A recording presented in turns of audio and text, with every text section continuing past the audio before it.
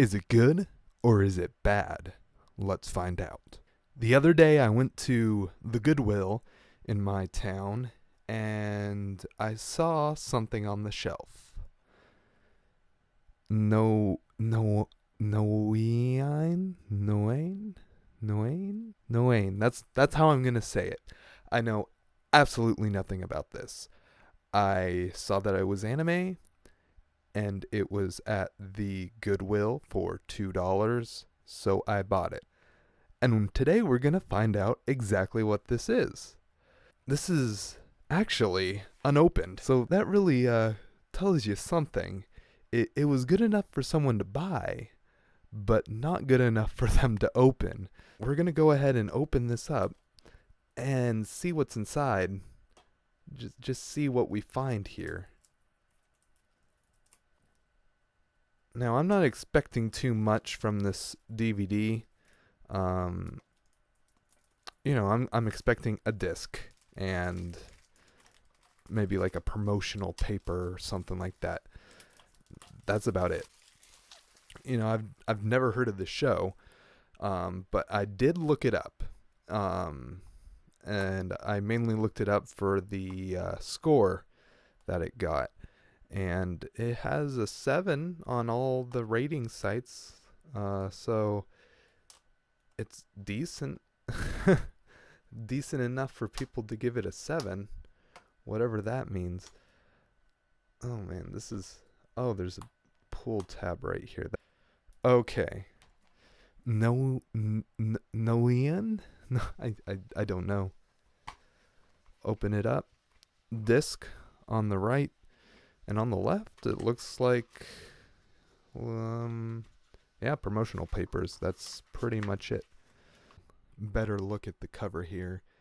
We got some guy in the back, which is honestly what ultimately caught my eye on this, seeing it in the store. But then you have all the characters down on the bottom. And I gotta say, the art style on this looks kind of weird. It almost looks like something that, an amateur would do, and they do it all on the computer or something. I don't know why, but, even the cover looks absolutely nothing like the back. You have people casting like magical spells. You have poorly drawn cloaked figures in the background. Yeah, I'll go ahead and read the back here. In the near future, a violent battle takes place between the dimension Lacrima, protector of humanity, and the dimension Shangri-La. Shangri-La. Bent on the annihilation of all space-time, a group known as the Dragon Cavalry is dispatched through space and time, searching for the only thing that can stop the invasion, the dragon's torque. In the present, 12-year-old Haruka and her friend are contemplating running away from home when they meet a member of the Dragon Cavalry named Karasu, which means crow, I guess.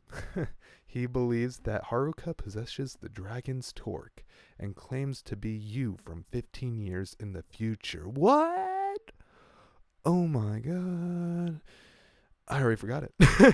Something about time travel, something about a 12-year-old, and torque. Let's give this thing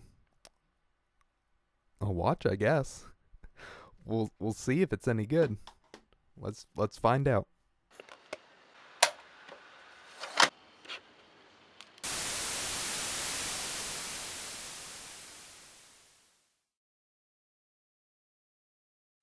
Noein is one of those shows that's stereotypically anime.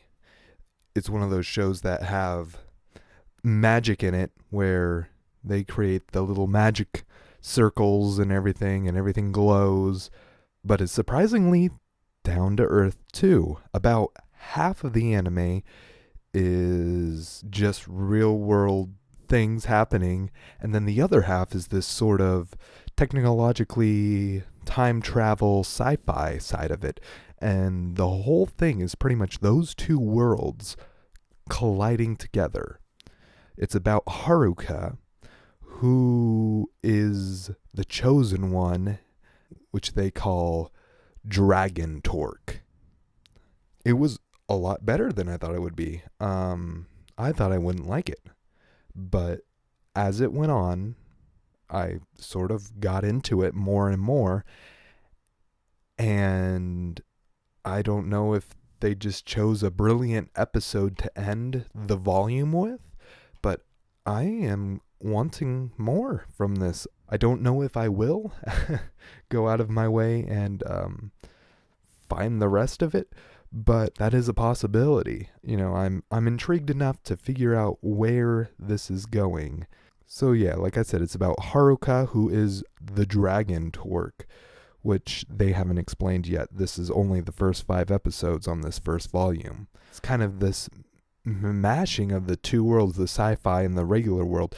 You have, these people coming from the alternate dimension, and the alternate dimension, it was so stereotypically anime, sci-fi, futuristic thing that I could care less.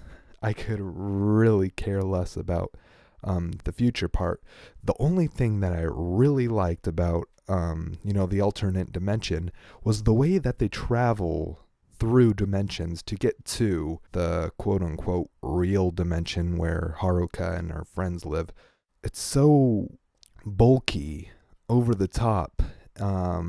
What it basically is you stand on this machine, which is kind of like a I wouldn't say a tube, but you stand on top of this platform, and you have this rope thing that you hook into your side, and they pull the lever, and the bottom opens up, and you fall through the portal into the other world. And the fact that they had the wire connected, I thought that was a really interesting idea. This is a hard thing to do, It's not just a little box that you press and you push the button and boom, you're there, or you get into a teleporter and boom, you're there. It's highly unstable, too. They don't stay around for very long until something happens and they dematerialize from this realm and go back to wherever they're from. And that's also the source of kind of keeping things a mystery. This is very much one of those mystery box type shows where they hint at the information that's going to be given to you, but they delve it out over time and over time. The fact that these people disappear before they can explain anything really helps that mystery box aspect of it and kind of keeps you wanting to watch more. Let's just go through the characters. So we have Haruka, who's kind of your average chosen one main character where they want to do the right thing and they always do the right thing. Kind of bland a little bit, but I never really do fault these kind of characters because I don't think chosen one characters are supposed to be very interesting. It's the people the chosen one meets that are supposed to be the interesting character. Then we have her friend Yu, whose mother is really strict on him studying over the summer so he can pass his entrance exams and get into a very good high school. And he is very conflicted. He's probably my favorite character because he has probably I wouldn't say I wouldn't say he's the deepest character, but he's the one struggling the most right now. Clearly he's the one who's going to man up and save Haruka from whoever. But he's not able to do that because his mother keeps him cooped up in his room all day studying. and he's basically going crazy because of that, and you know, really becoming distant with his mother. One of my favorite scenes, because I thought it was just so awkward, was when he confronted his mom and said, "I don't want to do this." And just the way he walks off was pretty hilarious. Yeah, just see for yourself. ユウ、あなたのことはお母さんが一番か。違う。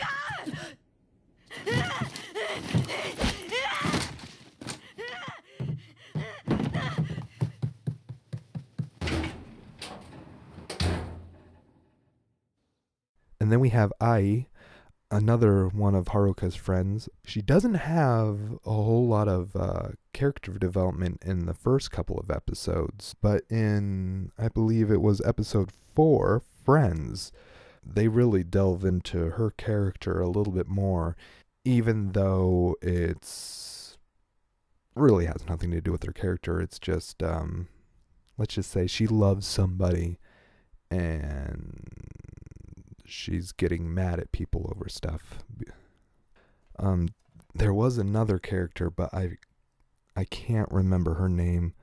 Oh wait. Miho, yeah. She was the ghost hunter of the group. Miho is obsessed with the paranormal, and that's basically her whole character so far, but it's really interesting. Just seeing her get really excited. She thinks, the people from the future are ghosts, and she's like, oh my gosh, I can't wait to meet more of these people who are ghosts.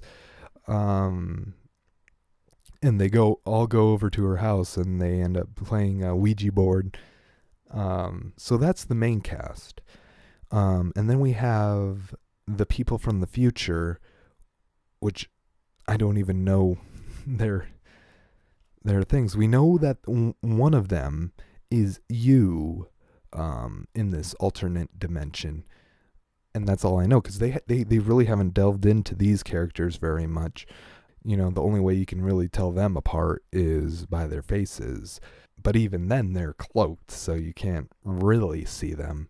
I'm pretty sure that they go more into these characters deeper into the series, but on this volume 1 they really didn't go much into them. As for the art style and animation, it was fine. I really didn't like the design of stuff. It may just be the style of the time, but most of the time it looked fine. And the more I think about it, I think it was the animation, because there was this one scene where Ai is kicking a ball, and the way the ball bounces up and down, there really isn't any weight to it, and it feels like it's just hovering in air, but yet it's not. It was just a little jarring to me. That might be why I didn't like some of this. Maybe the animation just wasn't there. They didn't hire the talented people. They hired the new kids on the block, not the boy band, but the animators. But yeah, it was a pretty decent anime. Like I said, I don't know if I'm going to keep on watching it, but it was decent enough. Definitely worth the $2 I paid for it at the Goodwill. So yeah, that was the first 5 episodes of the anime Noein. If you guys want to check it out, go ahead and check it out. I don't think it's actually licensed anymore, because I believe this is a manga video DVD, which I believe they went out of business. So Noein might not even be licensed anymore. The used DVDs might be the only way to get it. I'd give Noein a 6 out of 10. I'm thinking about doing more of these. I'm thinking about turning this into a series where I go to thrift shops and I try to find anime to watch. And if I find something that's anime, no matter what it is, I'm going to review it. I think the only exception should be is if I already did a review on it, then I can pass it up. Yeah. Until then.